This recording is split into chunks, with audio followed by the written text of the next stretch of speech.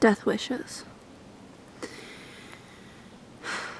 I wanted to die, but it's not like passing away. See, I wanted the breath to leave me in the depths of the ocean, where my existence was no longer a fight, that I would live without the pressing weight on my chest that I have to scrape out with my nails.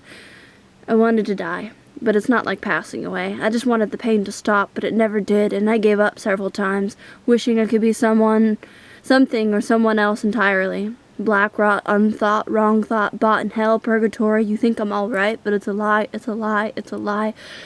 Survival is all I've ever known. Attempts are much more than physical attempts. It's like a thought ingrained in a bullet that is heading to the cranium. Death is something I've romanticized, laying in the pools of my blood, arrested in my own chains and my own handcuffs that I can't fucking get out of.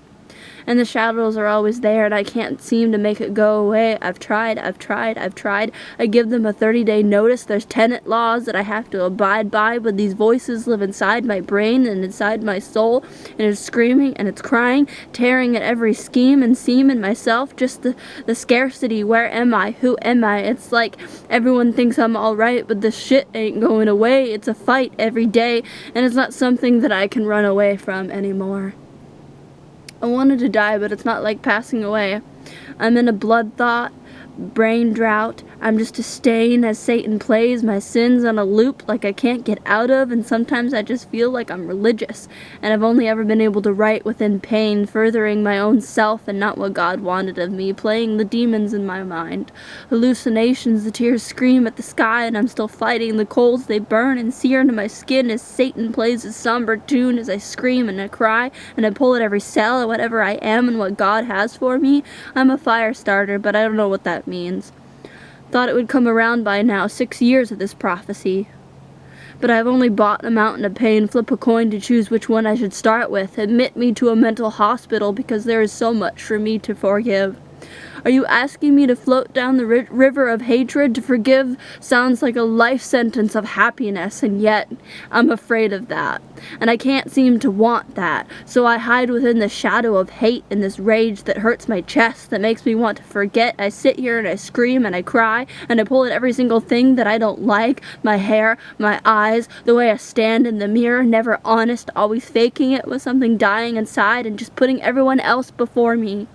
And I've tried to abstain from the hatred and the vengeance screaming in my soul. You think it's easy, don't you? The shotguns reverberated as the sounds cast across the lake like frozen stones, and I know God wants to see me through it, all of this, but I've intentionally hurt myself just so I could write. Because I wanted to be something worth of the holy being. Use me, I sit here and I beg, use me to inspire, but even when I ask you, I think I'm not good enough.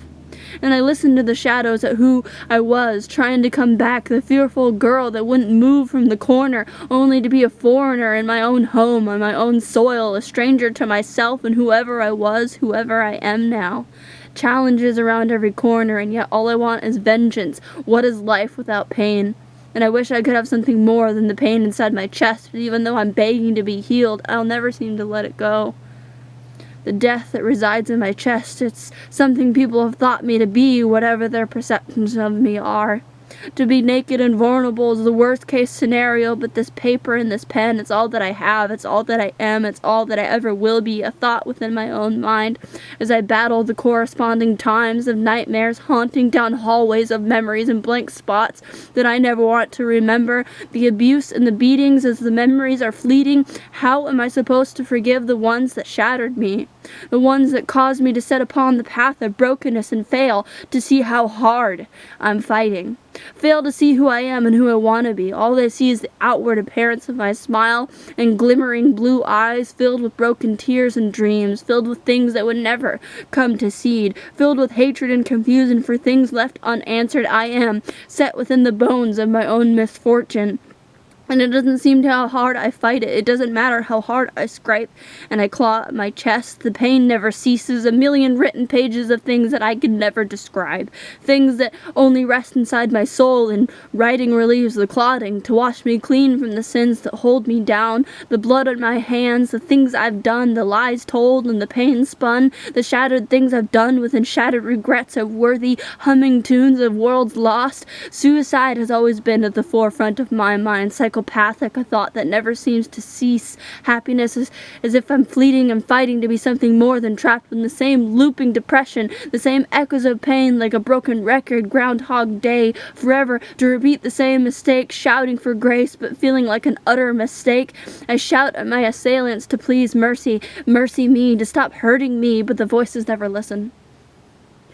And I'm supposed to be a Christian, but I only feel like a mere whitewashed tomb light worker, unable to perform my duties, for the mountains will not move, even though I have been shouting at them until my voice is hoarse. Is my faith waning? Do I have faith smaller than that of a mustard seed? Do I not have any faith at all? The voices never ask for permission. They just gut me clean, organs missing, teeth broken, heart shattered, gutted and eaten alive by the assailants inside of my own mind. They live to capture every thought, like snarling wolves in the shadows of darkness, waiting for me to stumble, so they can gorge on the fear of a little girl, unable to overcome the idea of anger. And the only way she could perceive this to be done was for breath to exit her lungs, to exist no longer, but love said to fight. So here she is, conflicted, a sword in one hand and a noose in the other.